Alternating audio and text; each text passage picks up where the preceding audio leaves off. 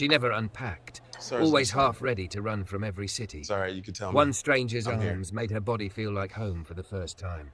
Then her mother called, voice shaking. Breathe with "Baby, me. I don't know where to go." We dive in. Make sure to hit subscribe, tap like, and share this video. The more voices we reach, the louder these stories become. And drop your city in the comments. Let's see where love finds us. The first thing Sera Lowe did in any new place was find the exits. She never meant to. It was just what her body had learned, the same way it had learned to never unpack all the way. Standing in the doorway of her latest rented room, 3rd floor, peeling paint, a window that looked out to a brick wall, her eyes tagged every way out like she was mapping a fire drill. Door, window, back stairs. The mattress dipped when she sat, springs protesting under her weight. Thick thighs pressed against the hem of her skirt, the soft curve of her belly folding as she leaned forward to untie her boots. Sera glanced down at her body, at the stretch of pale skin and generous hips snug in a black pencil skirt, and felt that familiar mix of defiance and shame. She knew she was sexy. Men reminded her often enough, catcalls from passing cars, hands that lingered too long at bars, compliments that sounded like accusations. Thick, curvy, trouble. But sexy had never once translated to safe. Her phone buzzed beside her. A notification from her landlord, one from the freelance platform, and one from the only group chat that hadn't been muted yet. "Welcome to Northside Lofts, Sera. Rent due on the 1st. No parties, no pets, no guests after 10 p.m. She snorted. No guests wouldn't be a problem. The second notification was a reminder. Deadline, user-flow wireframes due 23:59. The third was from a number saved as Mama, but that she hadn't answered in weeks. "Are you still in Chicago, or did you move again? Your brother says you don't pick up his calls either. I'm not asking to fight. I'm asking because I care." Sera stared at the message until the words blurred. The urge to reply fought with the urge to throw the phone across the room. Instead, she locked the screen and set it face down. She'd moved again, yes. Same pattern. New lease, new city, new coffee shop with overpriced iced lattes and Wi-Fi that sputtered just when you needed it most. This time, she'd told herself she was chasing opportunity. A better design job, a bigger client, a real promotion. But the truth was simpler. Staying anywhere long enough meant people started to expect things from you. Commitments, routes, explanations. And Sera had none. She opened the last box she'd promised herself she wouldn't open this time. Out came the same items as always. A candle that smelled like vanilla and bergamot. A stack of sketchbooks thick with half-finished ideas, and the photo in the simple silver frame. In the photo, she was 16 and soft in a way she hadn't forgiven yet, standing on a patchy lawn in a dress that didn't fit right. Her mom's arm was around her shoulders. Her stepfather stood on the other side, stiff as a stranger. The house behind them was beige and forgettable. The caption was unspoken. "We tried. It didn't work. Temporary," Sera told the photo, placing it on the wobbly nightstand, just like everything else. Her stomach growled. She checked the time, 6:47 p.m., and decided that starting a new life on an empty stomach was pushing it, even for her. The neighborhood buzzed differently than the last one. Lakeview had its joggers and stroller moms and 20-somethings in yoga pants.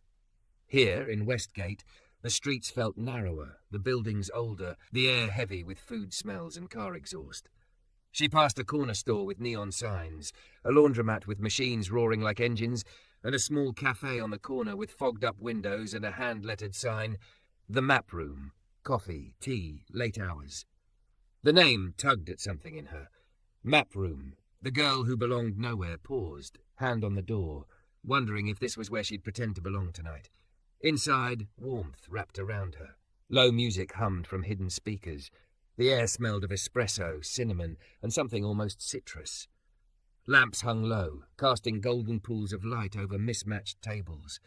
The walls were covered in framed maps, cities and subway lines, star charts and coastlines. Sera's designer brain catalogued everything at once. The place was small but deliberate, like someone had thought about how it should feel, not just how it should look. "Hey, welcome in." The voice came from behind the counter, deep and smooth enough to make her spine straighten. When she looked up, her carefully neutral expression faltered. The man at the espresso machine was tall, his broad shoulders filling out a simple black t-shirt that clung to his chest and biceps. His skin was a rich shade of deep brown, warm and even, the overhead light softening against it.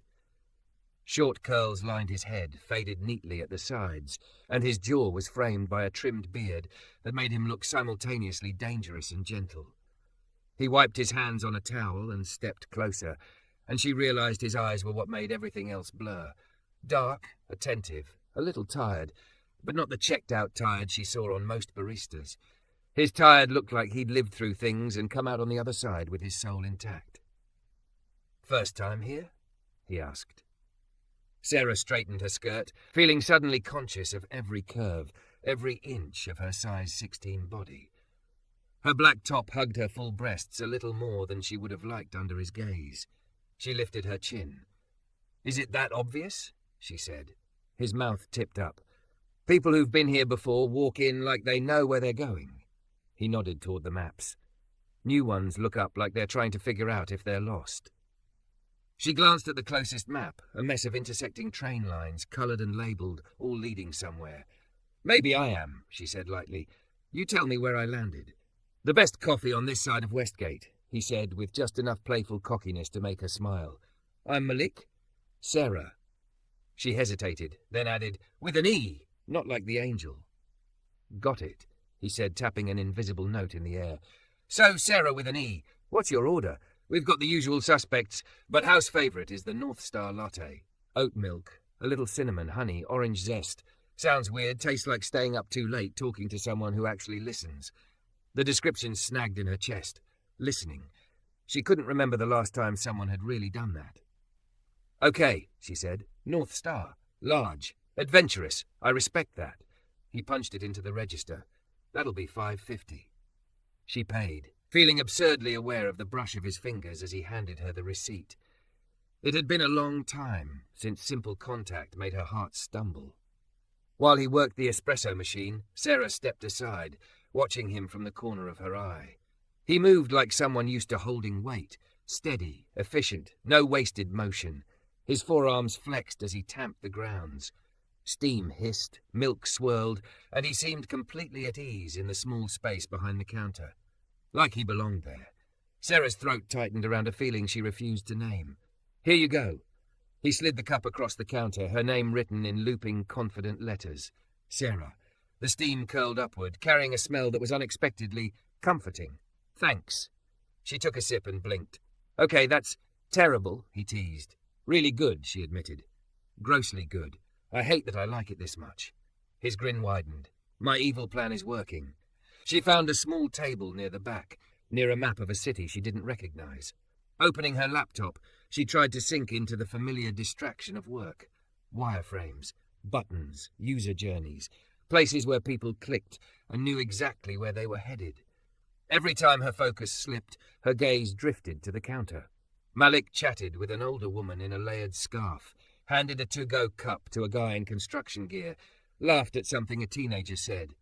His laugh was low and warm, threaded with genuine amusement, not the polite kind she heard in conference calls. There was a rhythm to the way he moved through the space, and the café seemed to move with him. People said his name easily. Their shoulders relaxed when he spoke. He knew their orders without asking. He belonged. Her chest tightened again. The café thinned out around 9. A group left, bells chiming on the door. A couple in the corner gathered their things. Sera closed her laptop, her eyes gritty from staring at lines on a screen. She reached into her tote for her wallet and realized with a sinking lurch that the small leather pouch wasn't there. Her breath caught. No, she'd used it at the corner store earlier. She saw a flash of herself setting it down on the counter to dig for her phone. Had she picked it back up? Cold washed through her. Cards, ID, the emergency cash she kept folded behind the zipper. She checked the floor, the table, the chair. Nothing. "You okay?"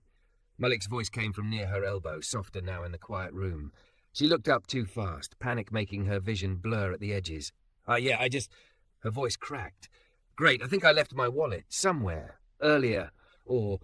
Her hands shook as she checked her bag again, like it might magically appear. The room felt too small suddenly, noise rushing in from nowhere. "Hey, Malik stepped a little closer, hands empty, palms subtly turned out like he was showing he wasn't a threat. "Look at me for a second." She dragged her eyes up to his. The panic skidded, caught on the steadiness there. "Did you have it when you ordered?" he asked. Yeah, I think I paid. It had to be here." Her laugh came out thin and fractured. "This is stupid. I move so much I keep everything on me, and now—" Her throat closed completely. Her vision sucked in at the edges. Years of unprocessed fear and scattered life choices slammed into the front of her skull. "You're not stupid," Malik said quietly. "You're scared. It's not the same thing." He didn't reach for her, didn't crowd. He just stood there, a solid anchor in a room that was tilting. "Can I come closer?" he asked. The question startled her. People usually just took what they wanted: space, attention, the right to touch her without asking. Consent felt like a language she barely spoke. She swallowed hard and nodded. He stepped into her bubble of panic like he had all the time in the world. Closed now, she could see the faint scar across his left eyebrow, the shadow of stubble along his jaw, the way his lashes curled against his skin. "Breathe with me," he said. "In for 4, out for 6. Can you do that?" She almost told him to go away, to let her spiral in peace. Instead, some tired part of her, the same part that had walked into a place called the Map Room on a night she'd planned to eat instant noodles alone, decided to trust him for exactly 10 seconds. She inhaled when he did. 1, 2, 3, 4. His chest rose, steady and controlled. She exhaled when he did. 1, 2, 3, 4, 5, 6. Again. Her heart slowed its frantic pounding. The buzzing in her ears faded. The room came back into focus. The hum of the fridge, the faint clink of cups being stacked somewhere behind the counter, the warmth of Malik's presence right in front of her. "There you go," he said softly. "Better?" She nodded, blinking away the heat gathering behind her eyes. A tear escaped anyway, sliding traitorously down her cheek. She swiped at it, but her hand shook. "Sorry," she muttered. "This is a lot. I just got here, to the city, to this place, and I can't lose my wallet already. I can't afford it. I can't afford anything going wrong right now." It all spilled out before she could stop it. Tiny truths she usually kept zipped up tight. She expected him to look uncomfortable or bored or ready for her to stop oversharing. Instead, Malik's expression softened like he'd been handed a fragile object and knew how to hold it. "You're new in town," he said, more statement than question. "No safety net. That's a lot on a good day." His gaze flicked to her still trembling hands, then back to her face. "Come here." For one suspended moment, she didn't move. Then he did something no one had done for her in a long time. He opened his arms, not demanding, not dragging, just offering. She hesitated, the old voice in her head sneering that she was too much, too big, too emotional, too needy. But the look in his eyes was nothing like pity. It was an invitation. Sera stepped forward, inch by inch, until the space between them disappeared. His arms came around her, careful and solid, wrapping across her back, sliding just under her shoulder blades. He was warm, the kind of warmth that felt like coming in from the cold. Her curves pressed against his chest, her cheek near his collarbone. He smelled like coffee and citrus and something steady. She hadn't realized how alone she'd been until that moment, how scattered. How much of her life had been lived half ready to run. Standing there, enveloped in Malik's quiet strength, the maps on the walls blurred into colour around them. For the first time in years, the girl who belonged nowhere felt the faintest outline of a path forming. Not on a screen, not in a lease, but traced in the circle of someone's arms. She didn't know where it led. But for the length of one heartbeat, she didn't want to be anywhere else. The hug didn't fix anything. Sera still didn't know where her wallet was.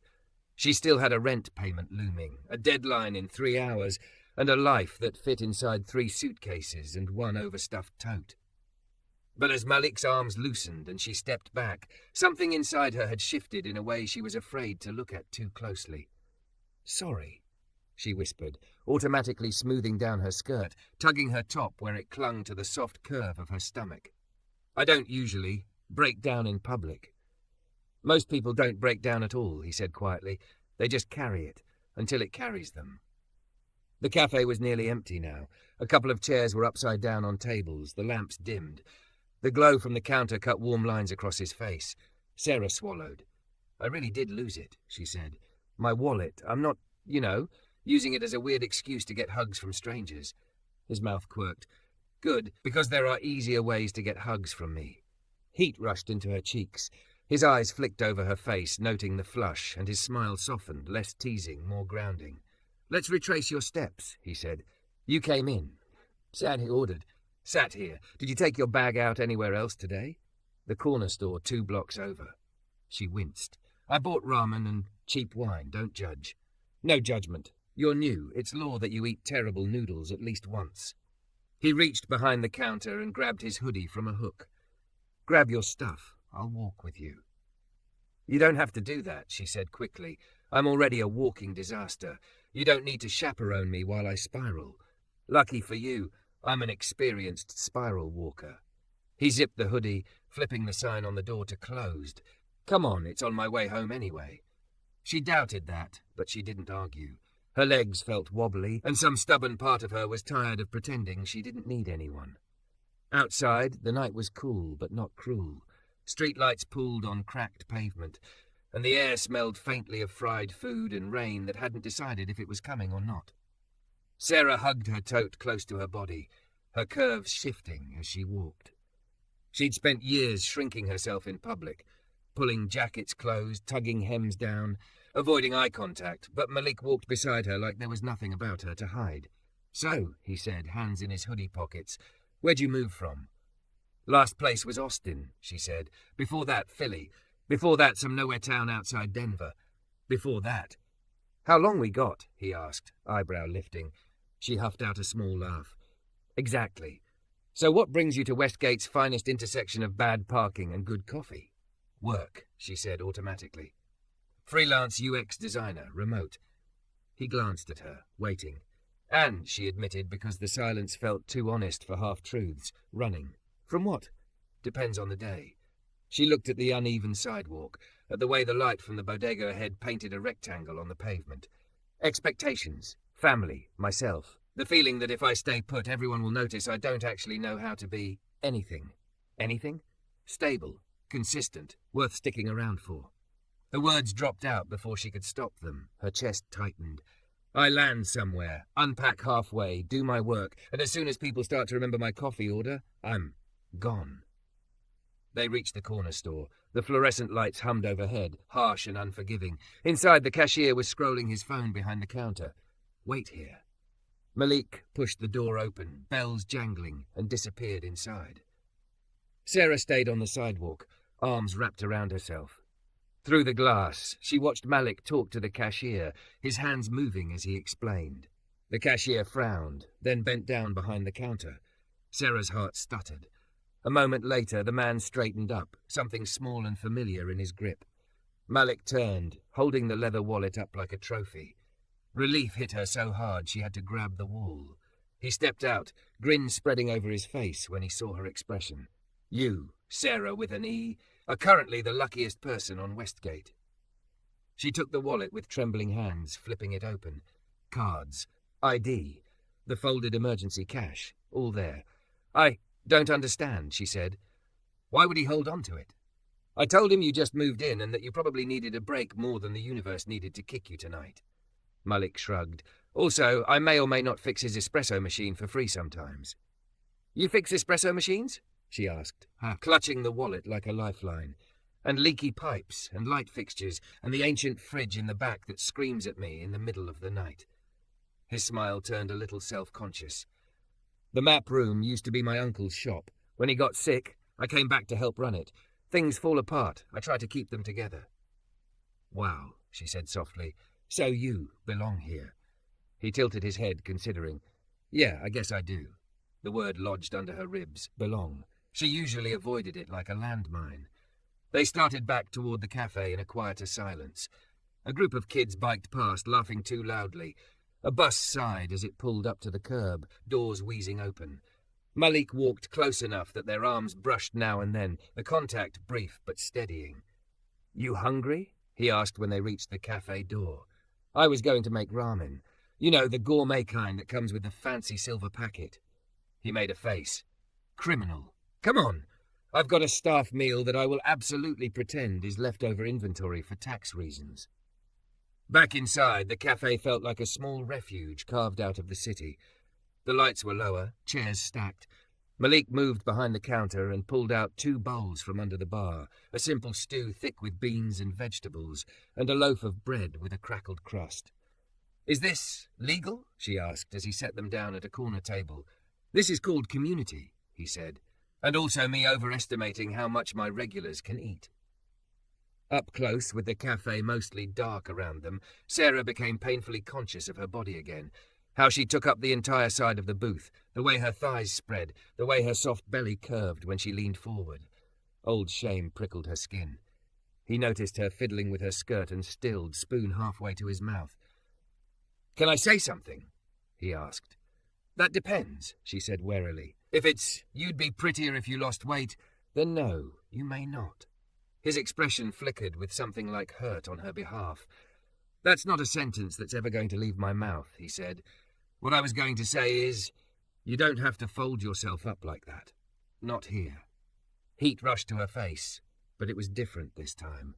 Less humiliation, more embarrassment mixed with something tender. "I'm just used to needing less space," she muttered. "Makes people more comfortable." "I'm people," he said, "and I'm more comfortable when you can breathe." It was such a simple statement. It cracked something open anyway. She let go of the death grip on her own thighs, shoulders dropping an inch. He went back to his stew like it was no big deal, but she saw the way his jaw unclenched, the way he let out a breath he'd been holding. "So," he said between bites, "you design what exactly?" "Apps, websites, user flows." Her voice steadied as she talked about work.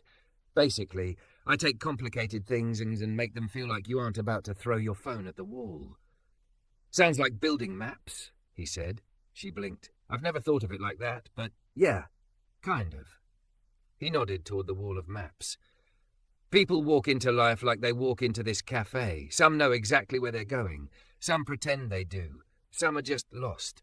Good design tells them, you're here. And if you take this path, you'll get there." Sera stared at him. "Are you sure you're not the UX designer?" "No," he said. "I just watch people. Mapping's kind of my thing." "What were you doing before this? Before the map room?" He hesitated, rolling his spoon between his fingers. "Security work," he said finally. "Hospitals, stadiums, places where bad nights can get worse in 30 seconds if someone doesn't stay calm." "That sounds intense." It was. His gaze drifted toward some far-off memory, jaw tightening. "You see enough people at their worst, you start to wonder what it would look like to catch them a little earlier, before the breaking point." She swallowed. "Is that why you came back? To catch people earlier? That and my uncle calling me saying, 'This place will die if someone doesn't fix the plumbing.'" His mouth curved. "But yeah, feels different. Watching someone walk in carrying the whole world in their shoulders and leave a little lighter. Even if it's just because they got a good latte and someone used their name." Her chest ached. She looked down at her bowl, then at the map behind him, a star chart, constellations stitched into the sky. "What if you don't have a name for where you want to go?" she asked quietly. "What if you've moved so much that nowhere feels right? What map do you build then?" He watched her for a long moment, really looking. It made her want to squirm and lean closer at the same time. "Then you stop trying to build a map to the outside," he said slowly, "and you start mapping the inside. What feels like home in your own skin, who makes your chest unclench, where you can eat and talk and breathe without rehearsing what you're supposed to be." He reached down and tapped the table between them with 2 fingers. "You start small. Maybe it's not a city yet. Maybe it's just one table, one night, one person." Her throat tightened. "And if you don't know how to stay?" she whispered. His voice dropped, softer than she'd heard it all evening. "Then maybe someone stands still long enough that you realize you don't have to do the leaving every time." The silence that followed wasn't heavy. It was full. The hum of the fridge, the tick of the old clock, the distant sound of a car going by, everything layered around them like background music none of them had chosen but somehow fit. Sera toyed with a crumb of bread, pulse thumping against her wrist. She was about to change the subject, make a joke, deflect, when her phone buzzed on the table. "Mama." The name lit up the screen like an accusation. Malik glanced at it, then at her. He didn't ask, he didn't push. He just sat there, hands folded loosely, eyes steady. "You can take it," he said. "I'll go start the dishwasher." He stood, gathering their bowls, giving her a moment alone she didn't know how to fill. The phone buzzed again. A second call. Her mother never called twice unless something was wrong. Sera stared at the screen, heart climbing into her throat. Her thumb hovered over the decline button, muscle memory ready to send herself back into avoidance. Instead, she felt the echo of his arms around her. The slow count of in for 4, out for 6. The way he'd said, maybe it's just one table, one night, one person. Her thumb slid to accept. "Hello?" Her voice came out small. "Sera?" Her mother's voice wavered, unfamiliar in its uncertainty. "Baby, where are you? I didn't know who else to call." Something in the way she said it made the room tilt again. As Malik turned on the faucet, water rushing in the background, Sera's world narrowed to the phone pressed to her ear, and the words that could redraw her whole map in a single breath. The world shrank to her mother's voice. "Mama?" Sera said, pressing the phone to her ear. Her other hand dug into the vinyl seat until her knuckles whitened. "Oh, baby." Her mother sounded thin, winded. "I was afraid this number wouldn't work. You move so much." "I'm in Chicago," Sera cut in. "I'm fine. What's wrong?" On the line she heard the TV, a glass set down too hard, the hollow echo of the beige house she'd sworn off. "I went to the ER today," her mother said. "Chest pain. They say it was a panic attack, not my heart. But it felt like I couldn't breathe." A shaky inhale. "The doctor asked who to call. I realized I don't even know what city my own daughter sleeps in." Guilt and anger hit Sera at once. "You could have called me," she whispered. "I didn't want to bother you," her mother said quickly. "But this house is too much now. The stairs, the yard, the bills. Your stepfather is always on shift somewhere else. I thought I could manage. I can't." Another breath, rougher. "I think I need to sell, Sera. I don't know where I'll go. Could you come home a few days? Help me go through things? I know you don't stay. But I need you." "I know you don't stay." The words landed like a verdict. Her vision blurred. The map-lined walls leaned in. At the counter, Malik turned off the tap. The café went very quiet. "Baby, you there?" her mother asked. Sera shut her eyes. She heard Malik's voice in her memory. "In for 4, out for 6. She obeyed. 1, 2, 3, 4. Air in. 6 counts out. Panic loosened, just enough to make a choice. "I'm here," she said. Her voice wobbled but didn't break. "I'll come. I can't stay long, but I'll come. We'll figure it out together." Her mother burst into messy relief. They stumbled through dates and tickets. When the call finally ended, Sera set the phone down like it might shatter. Her reflection stared back from the black screen. Eyes red, mascara smudged, blonde hair undone, thick curves curled small in the booth as if she could fold herself into a carry-on. "You just did something brave," Malik said. She looked up. He stood a few feet away, towel slung over his shoulder, expression open, careful. "That didn't feel brave," she said. "It felt like agreeing to walk into a house that never wanted all of me in it." "How do you feel about going?" he asked. "Like I'm going to get swallowed," she admitted. "That place turned me into somebody who apologized for breathing too loud. What if I walk in and she snaps back onto me like a costume?" He slid into the opposite side of the booth. "You're not going back as that kid," he said. "She didn't know she could leave. You've done it over and over. That alone changes the map." "What if there's still no place for me?" she whispered. "Not there. Not here. Nowhere."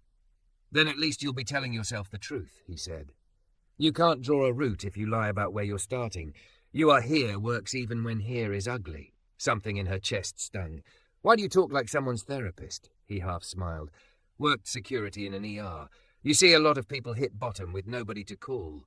Makes you think about what home is." She swallowed.